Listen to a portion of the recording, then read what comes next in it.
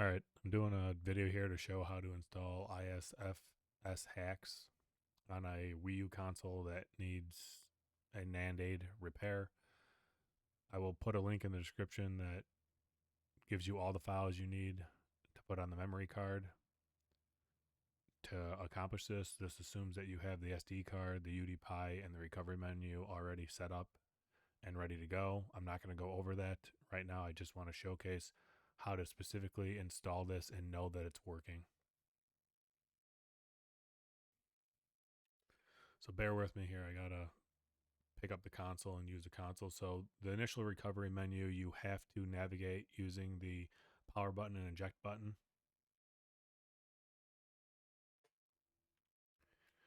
And it's going to be the eject button that moves the cursor down the screen. And what we want to do is go all the way down to load boot 1 payload.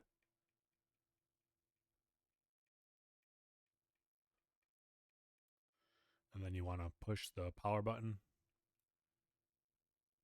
And that's going to get you into the boot 1 payload. And what this is asking is, hey, this will load the payload from the boot 1 image file. Do you want to continue? We want to, again, use the eject button to go down to load, and then hit the power button to select this.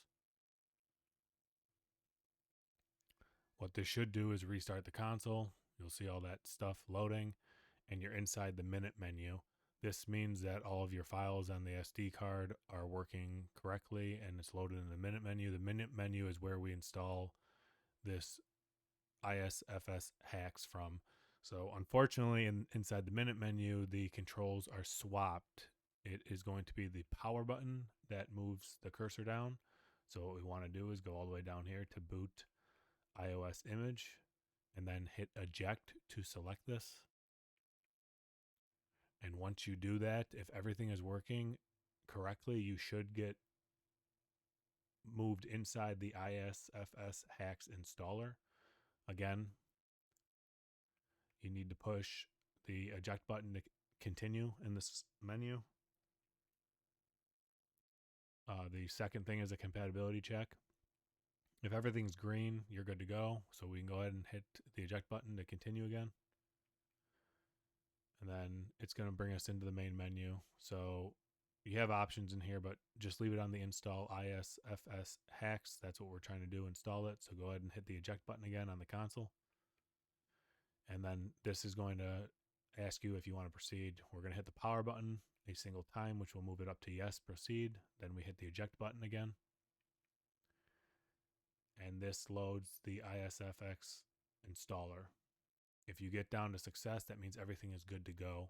We can go ahead and hit the eject button to continue. And then the last final step is to power off the console, and that's what you're going to select. Now, once you do that, you no longer need the UDPIH to get into the minute menu. When you power back on the console, which I'm going to do right now,